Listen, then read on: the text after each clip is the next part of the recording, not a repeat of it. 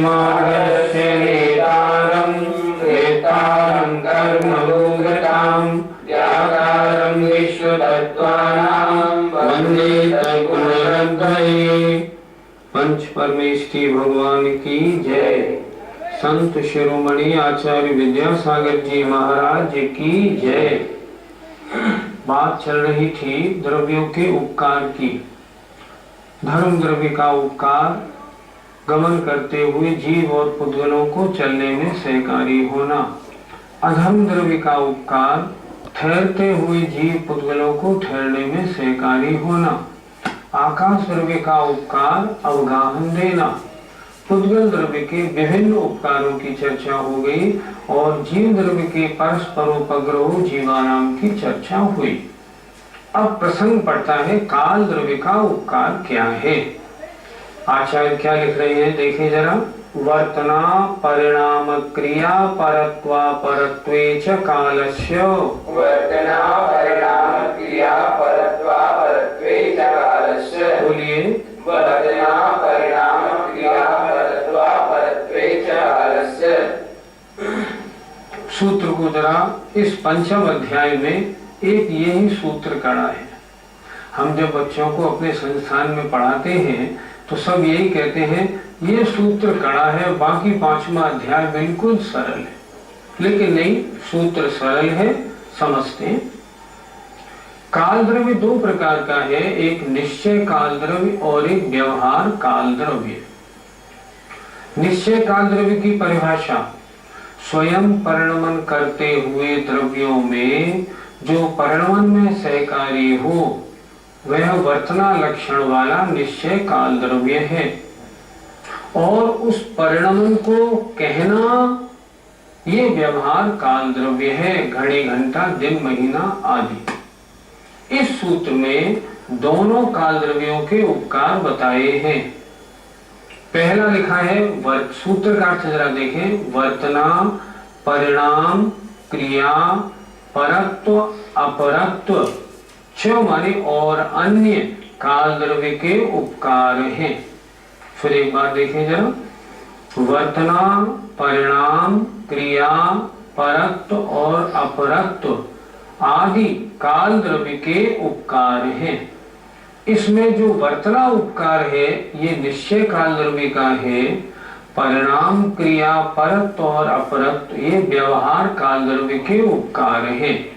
कैसे समझते हैं थोड़ा। निश्चय काल द्रव्य का उपकार क्या है? स्वयं परिणमन करते हुए द्रव्य को परिणमन में सहकारी होना, ये काल द्रव्य का उपकार बिल्कुल ठीक है। अब आते हैं व्यवहार काल द्रव्य का उपकार। परिणाम आत्मा में राग द्वेष आदि परिणाम होना, या कोई स्थिर वस्तु है उसमें जो परिणमन प्रति समय हो रहा है, पुरानी पर्याय का नाश नई पर्याय की उत्पत्ति रूप जो भी परिणमन है वह भी काल द्रव्य का उपकार है। क्रिया करती हुई गमन आदि करती हुई, जैसे उंगली में ये जो परिणमन हो रहा है ये परिणमन यद्यपि धर्म द्रव्य का उपकार है पर इसमें काल द्रव्य का भी उपकार है। तो क्रिया जहां हो रही है वो काल द्रव्य का उपकार है। परत्व बड़ापना, अपरत्व छोटापना। ये 20 वर्ष का बड़ा भाई है, ये 16 वर्ष का छोटा भाई है, ये व्यवहार काल द्रव्य का ही तो उपकार है। तो ये निश्चय काल द्रव्य और व्यवहार काल द्रव्य ये काल द्रव्य के उपकारों की चर्चा इस सूत्र में है। चा से क्या लेना? जैसे मान लो बटलोई में चावल पक रहा है तो चावल पहले सूखा हुआ कच्चा था अब पका, ये किसका उपकार है? ये भी काल द्रव्य का उपकार है। आदि बहुत से काल द्रव्य के उपकार होते हैं। एक बार फिर समझें, सूत्र जरा खड़ा है। वर्तना स्वयं परिणमन करना ये प्रत्येक द्रव्य की अपनी योग्यता है। तो द्रव्य अपनी योग्यता से प्रति समय परिणमन करता है, उसके परिणमन में सहकारी होना वर्तना है, ये निश्चय काल द्रव्य का उपकार है। अगर काल द्रव्य ना हो तो यह उपकार यह परिणमन नहीं हो पाएगा, लेकिन ऐसा होता नहीं। अब व्यवहार काल द्रव्य के उपकार परिणाम, आत्मा में राग द्वेष आदि रूप परिणाम होना, एक परिणाम से अन्य परिणाम में जाना, ये परिणाम या स्थिर वस्तु, ये दीवार है, इस दीवार में प्रति जो परिणाम, ये दीवार जो पुरानी पड़ रही है, ये दीवार 20 वर्ष पुरानी है, ये दीवार 3 वर्ष पुरानी है, ये किला 500 वर्ष पुराना है, ये व्यवहार काल द्रव्य का उपकार है। क्रिया, क्रिया करती हुई जो वस्तु है, जिस वस्तु में क्रिया हो रही है, वह भी काल द्रव्य का उपकार है। परत्व बड़ापना, अपरत्व छोटापना, ये भी काल द्रव्य का उपकार है। इस तरह इस सूत्र में व्यवहार काल और निश्चय काल द्रव्य के उपकारों की चर्चा है। हमारे अंदर परिणाम हो रहा है, इस परिणाम में कितने काल द्रव्य के परमाणु सहकारी है? आपका ये शरीर जितने प्रदेशों में स्थित है, उतने प्रदेशों में जितने कालाणु हैं, वे सभी कालाणु आपके परिणाम में सहकारी हैं। जो अखंडित द्रव्य होता है ना, उस अखंडित द्रव्य में, जो अखंडित द्रव्य होता है, उस अखंडित द्रव्य में एक परमाणु भी पूरे में परिणमन करा सकता है। पर हमारे इस शरीर के परिणमन कराने में क्योंकि बहुत सारी चीजें हैं, इसलिए जितने काल द्रव्य के अणु हैं हमारे इन प्रदेशों में, वे सब हमारे परिणमन में सहकारी हैं। आलोकाकाश में काल द्रव्य नहीं है, फिर वहाँ परिणाम कैसे होता है? जो अखंडित या अभिन्न द्रव्य होता है, उसके एक भाग में परिणमन होने से पूरे द्रव्य में परिणमन माना जाता है। जैसे मान लो एक 10 फुट लंबी कोई लोहे की सरिया है, उस लोहे की सरिया के एक सिरे पे हम कुछ करें तो वो परिणमन पूरे 10 फुट की लोहे की सरिया में माना जाएगा कि नहीं? माना जाएगा। उसी तरह पूरा आलोकाकाश एक तरह से अखंडित है ही, अब उसके लोकाकाश वाले हिस्से में परिणमन हो रहा है, तो वह परिणमन पूरे आकाश द्रव्य में माना जाएगा कि आकाश द्रव्य में परिणमन है। मान लो आज भारत में पूरा भारतवर्ष अखंडित राज्य है, यदि उसके किसी गांव में अगर कोई कांड होता है तो वो पूरे भारत को हिलाता है कि नहीं हिलाता? हिलाता है। उसी प्रकार एक अखंडित द्रव्य के एक हिस्से में होने वाला परिणमन, देखो ये कमरा इतना बड़ा है, अगर इसके एक कोने में हम कील ठोके तो क्या वो कील से सारे कमरे में परिणमन है या नहीं? अगर आपके शरीर के एक हिस्से में एक कांटा लगे तो पूरा शरीर महसूस करता है कि नहीं? करता है। उसी तरह अगर अखंडित द्रव्य है और उसके एक भाग में परिणमन है तो पूरे द्रव्य में परिणमन माना जाता है। प्रश्न है पुद्गल का लक्षण क्या है? अगला सूत्र देखिए, स्पर्श रस गंध वर्णवन्तः पुद्गलाः। स्पर्श रस गंध वर्णवन्तः पुद्गलाः। बोलिए, स्पर्श रस गंध वर्णवन्तः पुद्गलाः। सूत्र का अर्थ देखें, स्पर्श रस गंध और वर्ण, वंत माने वर्ण वाले, पुद्गला पुद्गल होते हैं। सूत्र का अर्थ क्या हुआ? स्पर्श गंध रस और वर्ण वाले, वंत वाले, पुद्गला पुद्गल होते हैं। पुद्गल किसे कहते हैं? जिसमें स्पर्श रस गंध वर्ण पाया जाए। स्पर्श रस गंध वर्ण ये पुद्गल का लक्षण है। पुद्गल के अलावा अन्य जो 5 द्रव्य हैं, किसी में स्पर्श रस गंध वर्ण नहीं पाया जाता। इसलिए इसमें एक बात और विशेष है, जहां एक पाया जाएगा वहां चारों पाए जाएंगे। ये अविनाभावी हैं, हमें दिखाई पड़े या न पड़े, लेकिन जहां एक है वहां चारों हैं। सूक्ष्म होने से हमें मालूम नहीं पड़ते, पर हैं चारों। इसलिए पुद्गल की परिभाषा बनी, स्पर्श रस गंध और वर्ण वाले पुद्गल होते हैं। आम तो हरा है, यह उसका गुण है या पर्याय? पुद्गल का गुण हरा नहीं होता, पुद्गल का गुण होता है रूपवान होना। जैसे आत्मा का गुण है ज्ञान दर्शन, मति ज्ञान श्रुति ज्ञान, ज्ञान गुण की पर्याय। उसी तरह आम का गुण है, हर पुद्गल का गुण है रूपवान होना।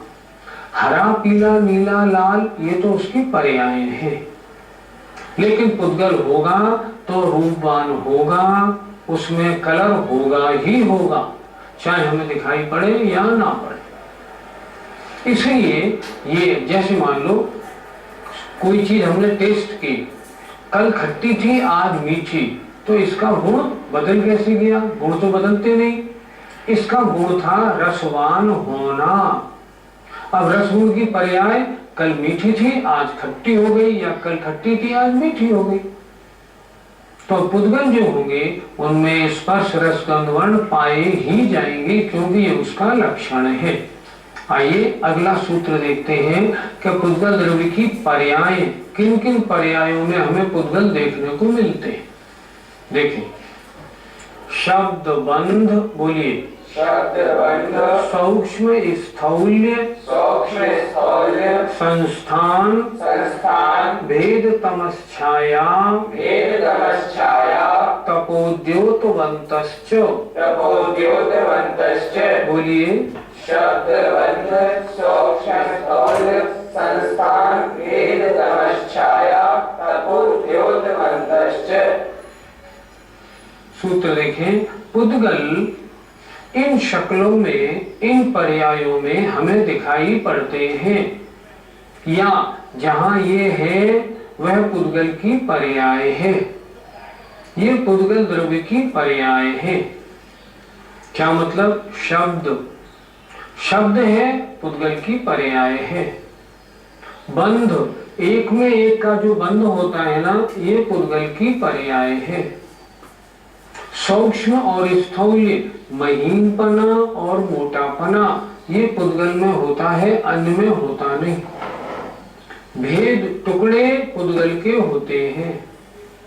अंधकार, ये पुद्गल की पर्याय है। छाया, प्रतिबिंब, मैंने हाथ यूं किया, ये छाया जो है ये पुद्गल की पर्याय है।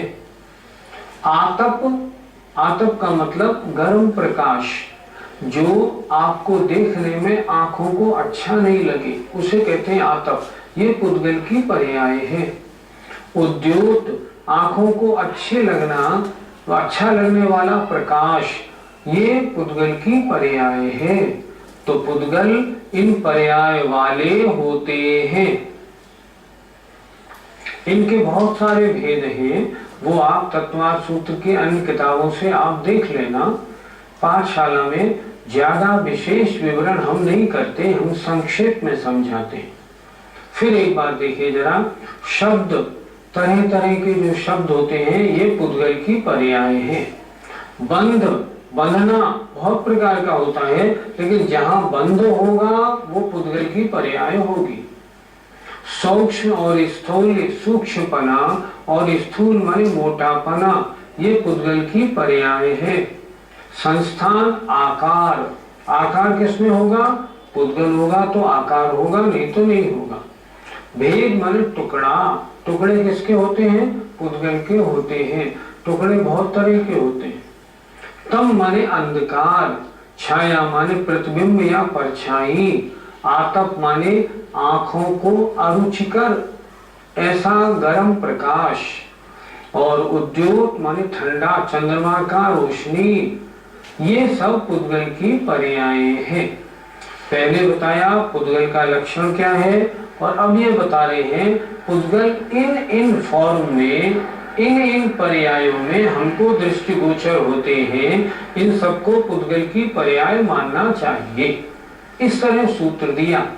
हम लोगों ने जब द्रव्य संग्रह पढ़ा था ना, तब क्या पढ़ा था?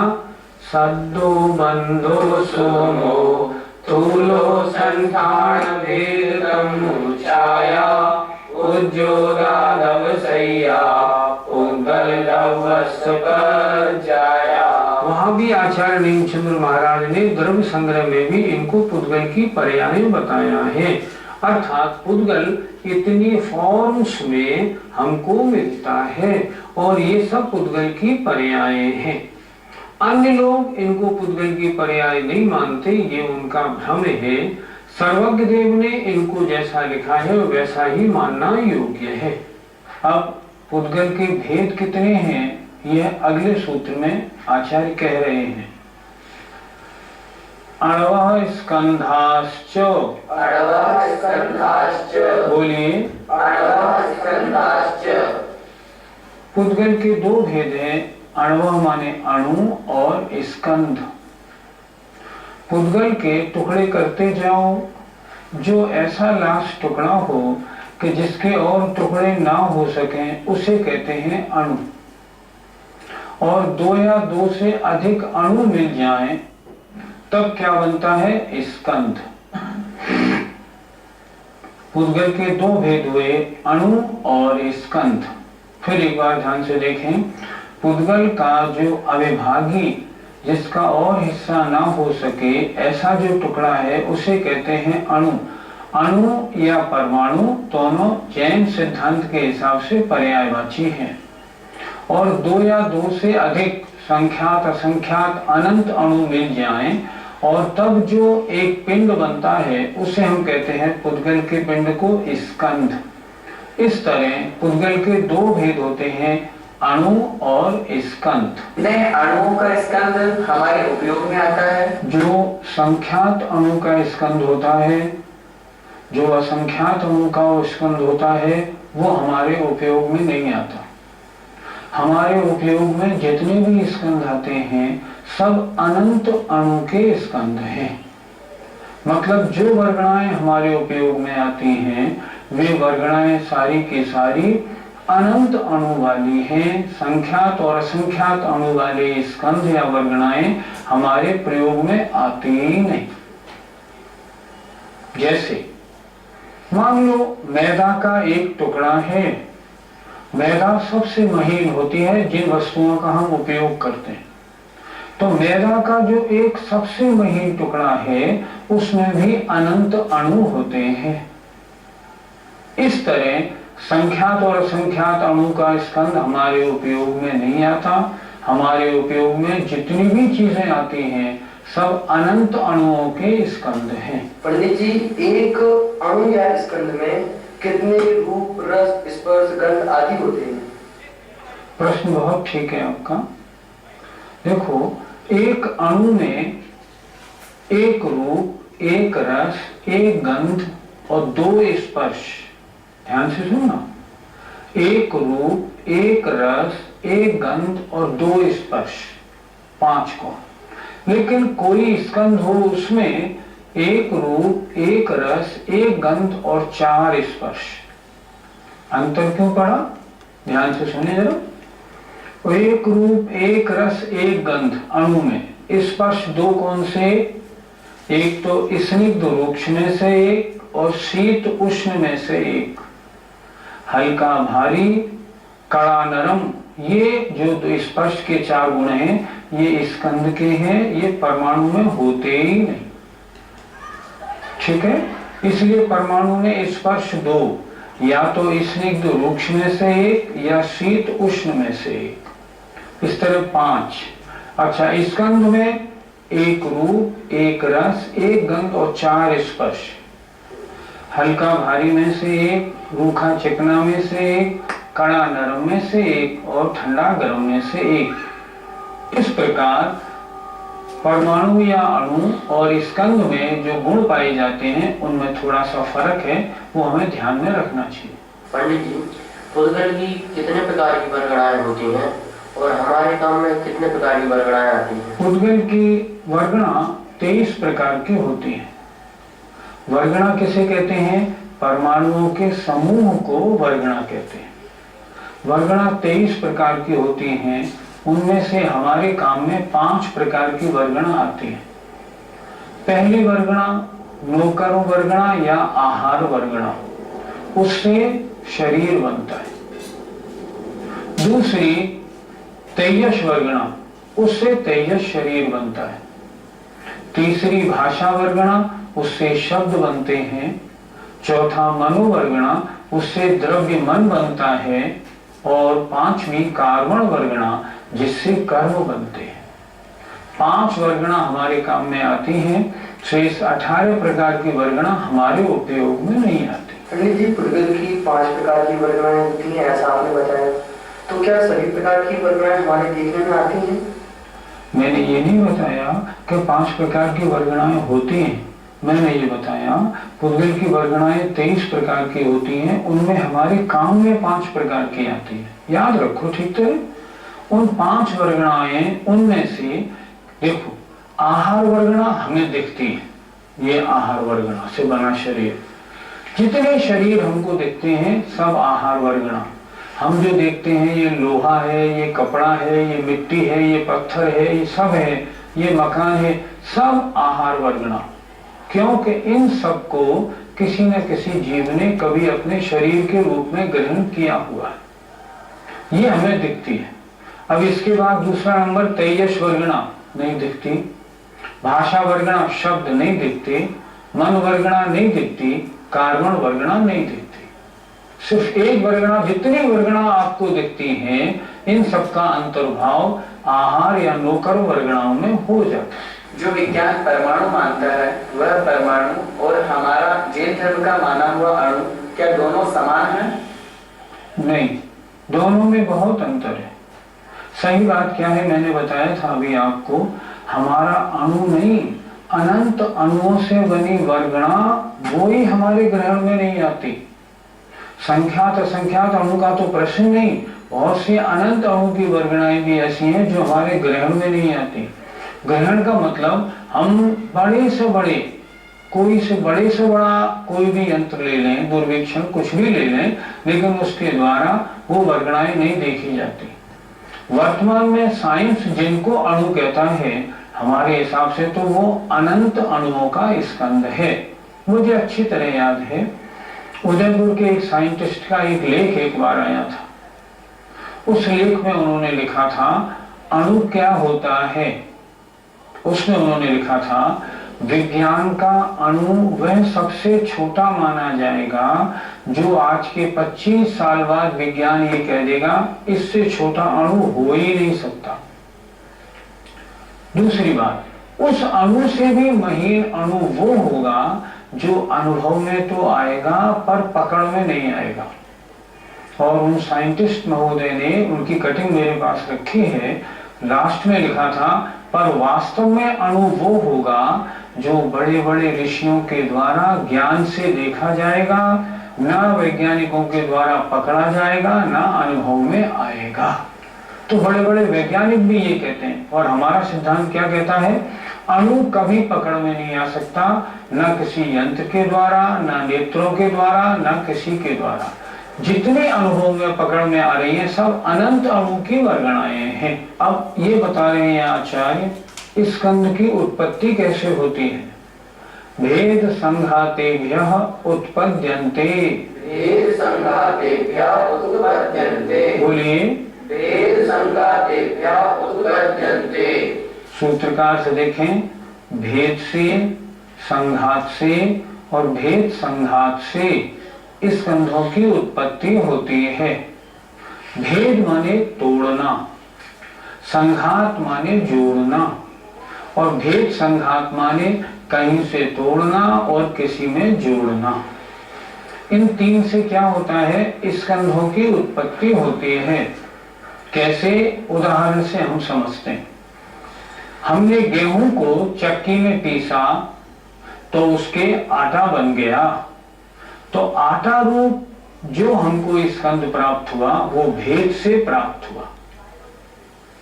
दूसरा, हमने उस आटे में पानी डाल के उस आटे का एक पिंड रोटी बनाने के लिए महिलाएं बनाती है ना, वो बना लिया। ये स्कंद जो प्राप्त हुआ ये संघात से प्राप्त हुआ। भेद माने तोड़ने से, संघात माने जोड़ने से। एक बार फिर देखें, गेहूं को हमने पीसा तो आटा बना, वो आटा जो बनाना वो गेहूं के भेद करने से, तोड़ने से बना, तो आटा भी तो स्कंद ही है ना, तो आटा स्कंद मिला भेद से। अब हमने क्या किया, उन सबको जोड़ के एक आटे का पिंड बना लिया। महिलाएं जो रोटी बनाने के लिए थाली में बनाती हैं, वो जो पिंड रूप स्कंद मिला वो मिला संघात से। जोड़ने से। अब लेडीज क्या करती हैं, इसमें से लोई तोड़ी और इसमें थोड़ा आटा और लगाया और उसके बाद उसकी बनाई। तो ये जो गोल जो मिली ना लोई बन के आई, ये कैसे बनी?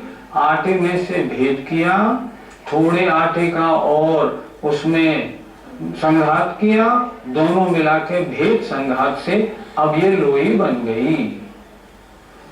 तो इस तरह फिर एक बार समझें, भेद कहते हैं तोड़ने से। गेहूं को पीसा, आटा मिला, ये हुआ भेद से। और छोटा और एक उदाहरण देखें, मान लो कोई चीज है, एक कागज, कागज के आपने 2 टुकड़े कर दिए। अब ये जो आधे टुकड़े वाला जो मिला आपको स्कंद, ये कैसे मिला? भेद से मिला। अब आपने क्या किया, आटे को आपने पानी डाल के और उसका पूरा एक आटे का लौंदा बना लिया। ये स्कंद कैसे मिला? ये संघात से मिला। और उसमें से थोड़ी लोई तोड़ी, थोड़ी और तोड़ी, थोड़ा आटा मिला के उसकी एक गोली बना ली। ये कैसे बनी? भेद से और संघात से। तो जितने भी स्कंद बनते हैं वो कुछ भेद से बनते हैं, कुछ संघात से बनते हैं और कुछ भेद और संघात से बनते हैं। सूत्र देखिएगा दोबारा, भेद संघातेभ्यः, भेद से, संघात से और भेद संघात से उत्पद्यन्ते, उत्पत्ति होती है। किसकी? स्कंद की।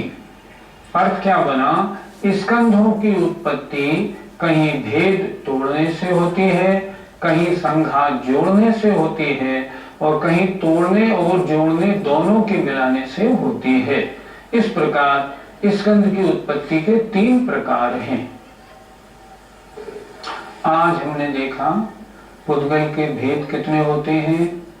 दूसरी बात, पुद्गल की पर्याय कौन सी होती हैं, पुद्गल कितने प्रकार के होते हैं, अणु और स्कंद क्या होते हैं और स्कंदों की उत्पत्ति किस प्रकार होती है। अगर इनको हम नहीं जानेंगे तो हम ये कैसे जान पाएंगे कि आत्मा के साथ लगी हुई जो कर्म वर्गणाएं हैं, एक एक कर्म वर्गणा में कितने परमाणु होते हैं। एक एक कर्म वर्गणा में अनंत परमाणु होते हैं, जभी तो वो कोड़ा कोड़ी सागरों तक अपना फल दिया करते हैं। इसलिए इनका ज्ञान बहुत जरूरी है। समय आपका आज हो गया है, शेष अगली पाठशाला में। जय जिनेन्द्र।